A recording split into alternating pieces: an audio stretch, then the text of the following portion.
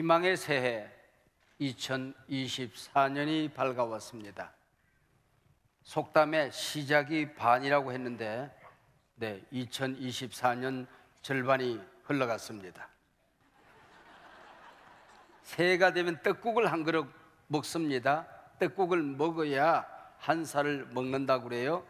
여러분, 떡국을 어떻게 만드는지 아세요? 고슬고슬하게 흰 쌀밥을 만듭니다.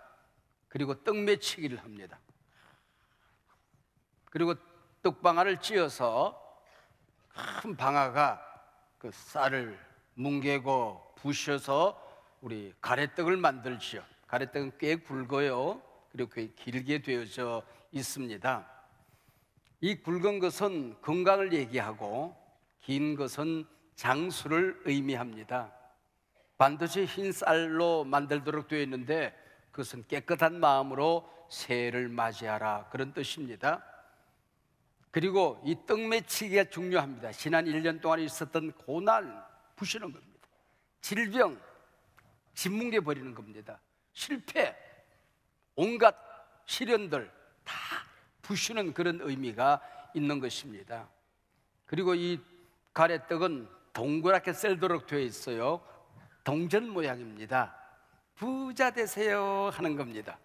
그리고 동그란 것은 해를 의미하고 달을 의미합니다. 그래서 이 떡국을 먹어야 해를 먹은 겁니다. 달을 먹은 겁니다. 그래서 한 살을 먹는다, 그렇게 우리 옛 어른들은 생각을 했던 거지요. 일본 사람들은 소바를 먹습니다.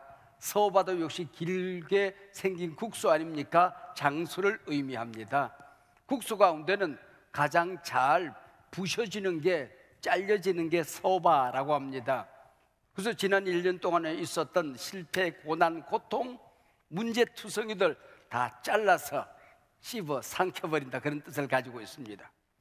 그리고 네덜란드에서는 차디찬 강물이나 바다에 풍덩 들어가서 목욕을 하고 새해를 맞이합니다. 차디탄, 쓰디슨, 지난 1년 동안에 있었던 실패와 고통과 고난을 다 씻어내고 깨끗한 마음으로 새해를 맞이한다는 의미가 있습니다. 사랑 우리 가족 여러분, 지난 1년 동안에 여러분에게는 떡매치기를 해야 될 만큼 고통은 없었습니까? 차디찬 강물과 바다에 뛰어들어서 씻어서 내려야 될 그런 고난과 시련들은 없었습니까?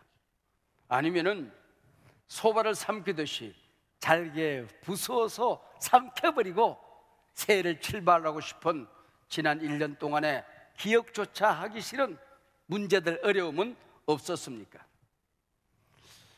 에덴 동산 이후에 인류는 고난이 없었던 때는 없었던 것 같습니다.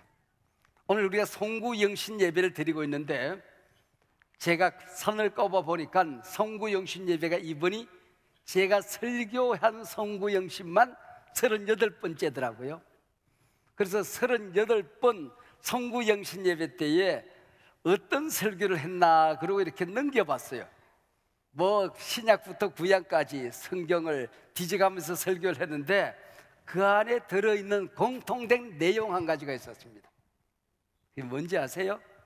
지난 1년 동안은 그 어느 해보다도 힘든 일, 고통스러운 일들이 많이 있었습니다. 에덴 동산에서 쫓겨난 인간은 고난과 고통, 시련과 문제, 절망과 낙담 속에 살아가도록 그렇게 되어져 있는 겁니다. 특별히 우리 내년 2024년은 장로교 의료선교사 알렌이 한미소 통상개혁 이후의 첫 발걸음을 서양인이 공식적으로 한국 땅에 발을 디딘 140주년을 맞이하는 기념비적인 해입니다. 그 일로 인하여 언더우드가 아펜살러 정식 선교사님들이 이 땅을 찾아와서 어두운 이 땅에 복음의 빛을 전해주는 선교 역사가 펼쳐지게 되는 것이죠. 선교사들이 우리나라에 와서 우리나라의 후진성도 힘들었지만은 제일 힘든 것 중에 하나가 한국말이 참 어렵대요.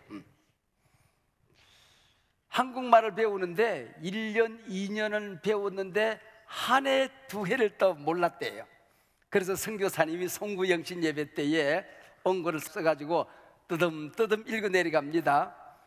한 해 두 해를 1년 2년으로만 배웠으니까 그렇게 설교를 했대요. 오늘 우리 송구영신 예배 드립니다. 이 밤 지나면 한 년 가고 새 년 옵니다.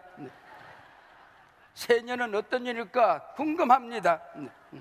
2년도 새 년도 하나님의 은혜입니다. 우리는 어떤 년을 만나도 잘 살 것입니다. 새 년을 맞아 잘 사시기 바랍니다. 2024년 새 년을 맞으면서 저는 다시 일어나자라는 말씀으로 설교하려고 합니다. 네. 새 년과 함께 모두 일어나시길 바랍니다. 네. 네. 오늘 본문 요나서 1장 1절 우리가 살펴보면은 요나가 누구인가를 참 간단하게 설명을 하고 있습니다. 아미떼의 아들 요나, 그렇게 되어져 있습니다. 근데 이 짤막한 설명 가운데 모든 게 다 담겨져 있습니다. 아미떼, 아멘이라고 하는 말이거든요. 진실시, 그런 뜻입니다. 그가 아들을 낳았는데 이름을 요나, 비둘기, 기쁜 소식, 기쁜 소식을 전하는 아들이라고 이름을 지은 것입니다. 진실시 집에 아들이 태어났는데 기쁨을 전하는 아들이 됐으면 좋겠다라고 이름을 지었던 거지요. 근데 우리가 그 내용이 어떻게 펼쳐지는지 잘 알잖아요. 불순종하여 도망가다가 물고기 뱃속에 들어가서, 물고기 뱃속에 뭐가 있어요? 똥 들어있죠. 선지자가 똥통에 빠진 겁니다. 그렇게 해서 똥통까지 내려갔다가 혼쭐이라는 그런 얘기이지요. 그리고 1장 2절에 보면은 하나님의 말씀이 아미떼 아들 요나에게 임하는데 딱 한 말씀입니다. 일어나라는 겁니다. 일어나라. 이게 바로 1장 2절의 말씀입니다. 이 시간에 지난 1년 동안에 포기하고 싶었던 일들이 많아서 주저앉는 분이 있으십니까? 절망 가운데 앉아 있으신 분은 아니 계십니까? 여러분이 하는 일마다 가로막혀 있어서 낙심되는 일들이 너무 많아서 웅크리고 앉아 계신 분이 아니 계십니까? 여러분, 일어나라는 게 오늘 하나님의 우리를 향한 말씀입니다. 우리 동물들과 사람은 참 다르게 지어졌어요, 그죠? 직립보행, 일어서서 앞으로 나아가도록 지어져 있습니다. 그래서 모든 것이 앞에 희망을 바라보고 가도록 지어져 있어요. 눈은 앞을 보도록 되어 있습니다. 어떨 땐 누가 뒷꼭지를 때릴까 봐서 뒷꼭지에 눈이 하나 있으면 좋겠다 싶지만은 눈은 앞을 보도록 되어 있습니다. 귀도 성편처럼 만들어져서 앞에서 오는 소리를 듣도록 되어 있습니다. 코는 앞으로 불쭉 튀어나와 있습니다. 입도 앞을 향하여 말하도록 되어 있다고 하는 것입니다. 뭘까요? 하나님은 사람으로 하여금 후퇴하는 인생이 아니라 전진하는 인생, 앞으로 나아가는 인생으로 만들었다는 것입니다. 돼지처럼 땅을 보고 살도록 만들지 않았어요.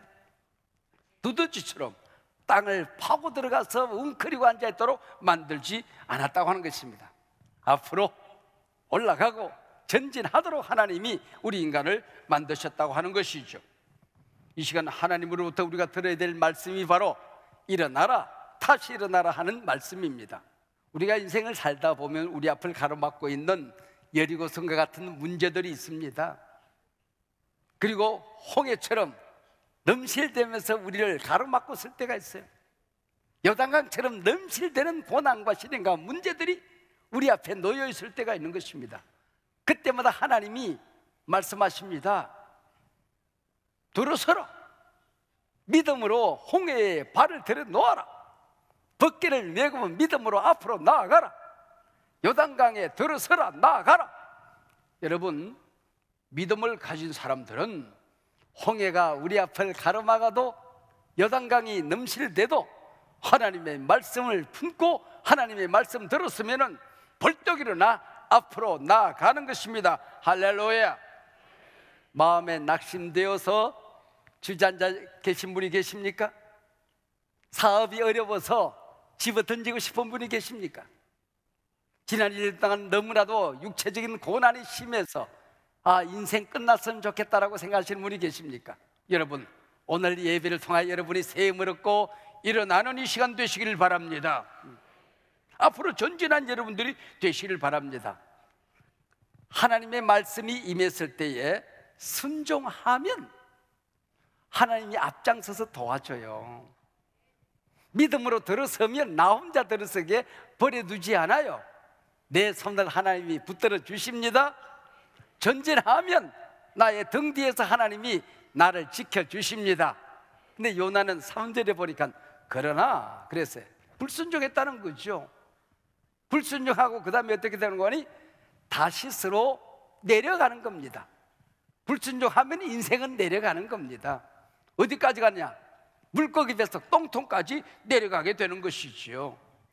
요나는 사명 포기하고 낙심하고 도망갔어요. 그러나 도망가도록 하나님이 내버려 두지 않아요. 한 번 선택했으면 하나님은 우리의 발을 붙들어서라도, 손을 묶어서라도, 발을 꺾어서라도 하나님은 우리를 하나님 앞으로 인도하여 많은 분이십니다.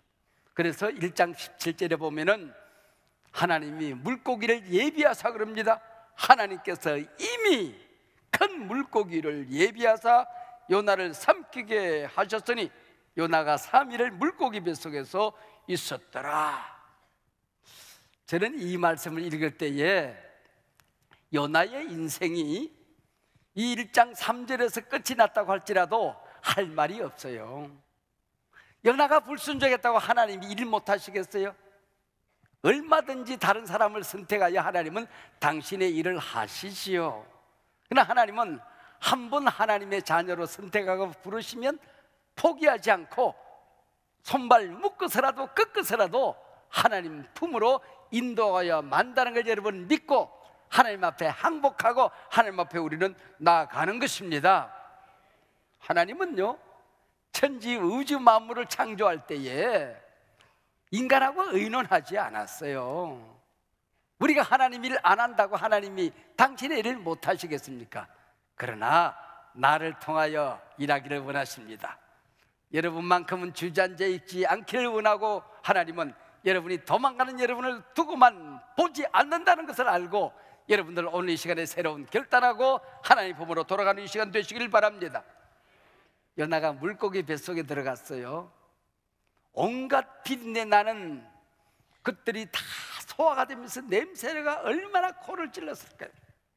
소화를 시키기 위해서 위장이, 그 큰 물고기 위장이 비틀리면서 요나가 그 안에서 막 쥐어짜지는 그분이겠습니까? 물고기 배에서 위액이 나왔을 거 아니에요. 들어온 것들을 소화시키기 위해서. 모르긴 하지만 아마 살이 찢겨지고 머리가 빠지고 손톱이 빠지고 온갖 고난을 겪을 수도 있었던 겁니다. 물고기 뱃속에 들어간 요나. 그래서 이것이 너무 고통스러워서 2장 2절에 보니까 서울의 뱃속에서 내가 부르짖습니다. 서울이 뭐예요? 지옥이에요. 아, 지옥감이 이렇게 생겼겠구나. 이렇게 냄새가 코를 찌르고 위장이 뒤틀리고 그리고 위액이 쏟아지면서 내 살이 찢겨지고, 그래서 물고기 뱃속 여기가 서울이구나, 지옥이구나 하고 하나님 앞에 부르짖어 기도하게 되는 것입니다. 2024년이 어떤 해가 될까 생각해 보면 바로 물고기 뱃속에 지옥 구덩이, 서울 같은 이 한 해를 우리가 또 살아야 될 것이라고 많은 사람들은 예언하고 있습니다. 지금 세계가 지옥 같아요. 유럽에 러시아와 우크라이나의 전쟁이 끝일 줄 모르고 함께 망할 때까지 가고 있는 겁니다. 중동은 어떻습니까? 이스라엘과 하마스의 그 불구덩이가 망할 때까지 지금 치닫고 있는 것 아니겠습니까? 정치, 경제, 사회, 문화, 교육 다음 세대 총체적인 전방위적인 위기를 우리가 맞이하고 있습니다.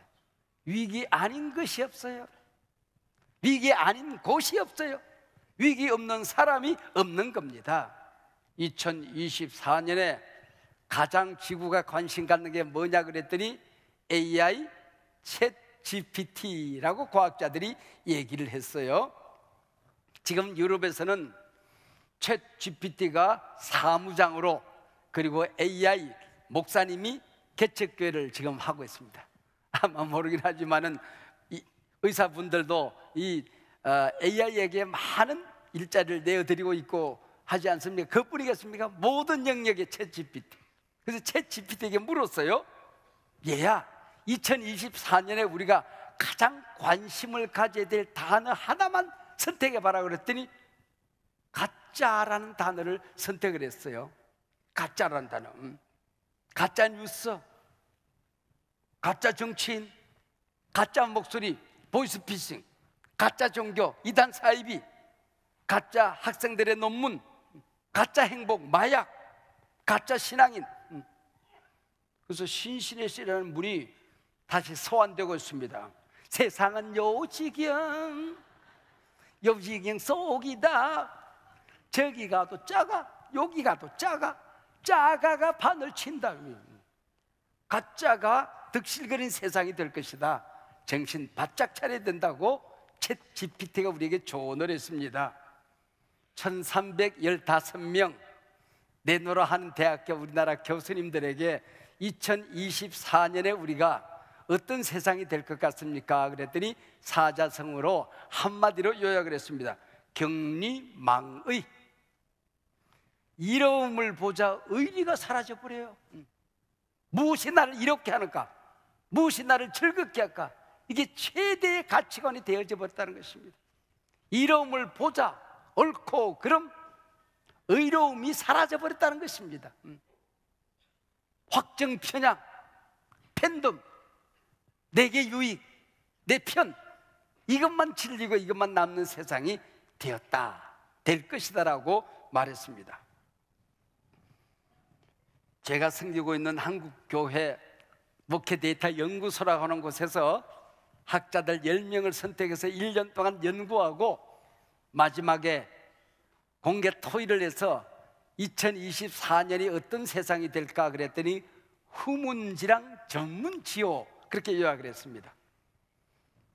팬데믹 시대에 있었던 위기 상황, 우리 사업에 몰아친 폭풍, 이런 것들이 아직도 뒷문을 못 닫았어요. 후문지랑 뒷문의 늑대가 아직도 으르렁거리고 있어요. 2024년 앞으로 전진하려고 하는데 전문지요, 호랑이가 으르렁거리면서 또 다른 더 큰 위기가 내 앞을 가로막고 있는 세상이다. 요나가 물고기 뱃속에 꽁꽁 갇혀 있었던 것처럼 지구촌이 지금 늑대와 호랑이에 갇혀 있는, 서울의 뱃속에 갇히는 같은 이런 세상을 2024년도에 맞이하게 되었다라고 생각을 하고 있어요. 저는 좀 뒤집어서 생각하면 좋겠다는 생각이 들어요. 앞문에 호랑이가 으르렁거리고 덤벼드는 것이 아니라 내 앞길 가는 곳에 호랑이가 나를 보호하고 있다. 뒤집어서 우리가 생각하는 겁니다. 한 바보에게 하나님께서 새해 너한테 복을 가득 담아줄 테니까 네가 옹기쟁이에 가서 항아리 큰 걸 하나 사오느라 그랬어요. 그래서 옹기쟁이한테 갔어요. 갔더니 가면은 항아리들이 전부 다 뒤집어 놨거든요. 그랬더니 바보가 와가지고는 하나님, 항아리가 주둥이가 없어요. 뒤집어서 봐라 그랬어요. 그랬더니 갔다 오더니 분쩍 들고 뒤집어 봤어요. 또 하나님, 미 빠진 독이에요 그랬어요. 바보는 바본가 봐. 여러분, 하나님이 주시는 복은 앞길이 훤하게 열려 있습니다.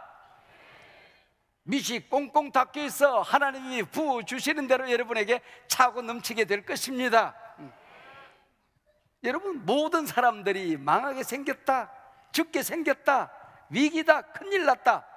위기는 기회가 되고 절망은 희망이 되고 안 되는 일은 되게 될 것이고 막힌 길은 열리게 될 것이고 없는 길은 만들어져서 시온의 대로가 열려지게 될 것입니다. 이게 믿음의 사람들이 가는, 하나님의 사람들이 가는 길이에요. 똥탕에 빠진 요나, 거기서 끝나지 않고 2장 4절에 보면은 내가 다시 성전을 바라보겠나이다. 교회 가서 예배드리다가 받은 은혜를 기억하기 시작했어요. 교회 가서 받은 하나님의 말씀을 기억하기 시작했어요. 내가 다시 성전을 바라보겠나이다 그랬어요. 그랬더니 하나님께서 그래, 나는 돌아오는 자를 버리지 않는다. 나는 내게 찾아와 무릎을 꿇는 자는 나는 다시 이렇게 세운다. 그리고 2장 10절에서 요나를 삼킨 큰 물고기에게 명령을 합니다. 물고기야, 내 사랑하는 아들 요나를 토하라. 그랬더니 물고기가 갑자기 속이 뒤틀리기 시작하는 거야. 그러더니 쏜살같이 그냥 달려와서 육지를 향하여 우와! 물고기 뱃속에 들어간 요나가 몇 바퀴도 그러더니 바다에서 뛰쳐나와서 모래사장에 턱거동 하고 정신이 차려지게 된 것입니다. 물고기여, 토해내라, 토해내라. 여러분, 이 시간에도 하나님께서 여러분을 육체의 질병에 갇혀 있는 사람들, 꽁꽁 묶여 있는 사업터, 신앙의 수렁에 빠진 사람들, 인생의 기가 막힌 웅덩이에 빠진 사람들, 앞이 보이지 않고 깜깜한 절벽에 갇혀 있는 사람들, 막다른 골목에 있는 사람들을 향하여 하나님이 이 시간 성령의 능력으로, 천지 의지 만물을 창조하신 하나님의 사랑의 능력으로 명령합니다. 물고기야, 토해내라. 내 사랑하는 딸을 토해내라. 내 아들을 토해내라.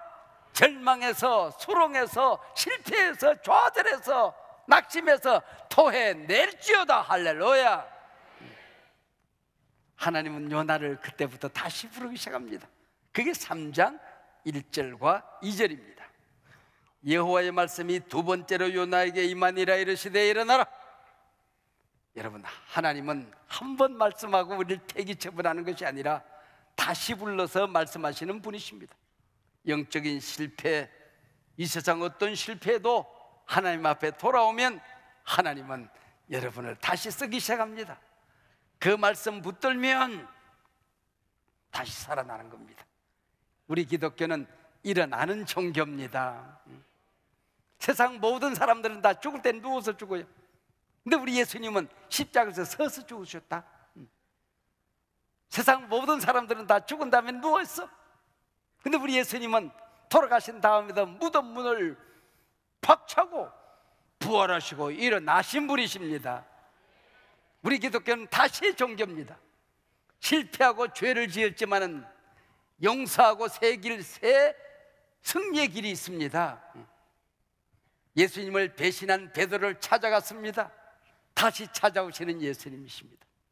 불순종하여 도망가는 요나를 다시 불러서 쓰시는 분이십니다.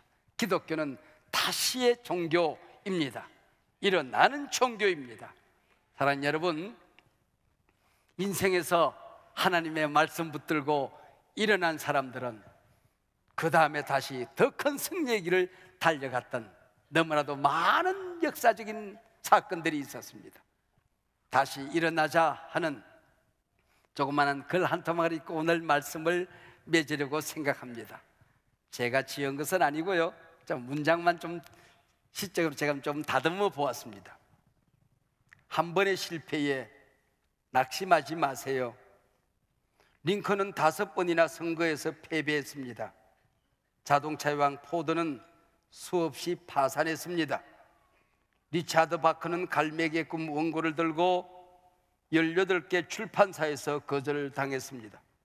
베이비 루스는 714개 홈런을 치기까지 1330번 스트라이크 아웃을 당했습니다. 실패는 성공으로 가는 디딤돌입니다. 시험에 떨어졌나요? 시험에 들었나요? 실패했나요? 패배를 했나요? 좌절하지 마세요. 절망하지 마세요. 다시 일어나세요. 힘을 내세요. 힘을 내세요. 힘을 내세요. 주님이 손잡고 가시잖아요. 힘을 내세요. 다시 한번 방망이를 힘껏 휘둘러 봅시다. 이번에는 담장을 훌쩍 넘길 수도 있습니다. 실패 앞에서 너는 이제 끝났다라고 비웃는 마귀의 말에 귀를 막으세요. 하나님은 말씀하십니다. 다시 일어나라. 이제부터 시작이다. 멋진 너, 멋진 일을 다시 시작하는 거야. 너를 사랑하는 하나님이 언제나 네 곁에 계시잖아. 힘을 내세요. 힘을 내세요. 주님이 여러분 곁에 함께 계시지 않습니까? 다시 일어나자. 다시 일어나라. 반드시 하나님이 너를 붙들고 승리의 길을 가게 할 것이다. 세상 모든 사람들은 큰일 났다고 하지만은 믿음을 가진 하나님의 자녀들은 우주의 주인공, 역사의 주인공 하나님이 우리 아버지시니 함께 손에 손잡고 믿음 가지고 말씀 붙들고 벌떡 일어나 보십시다.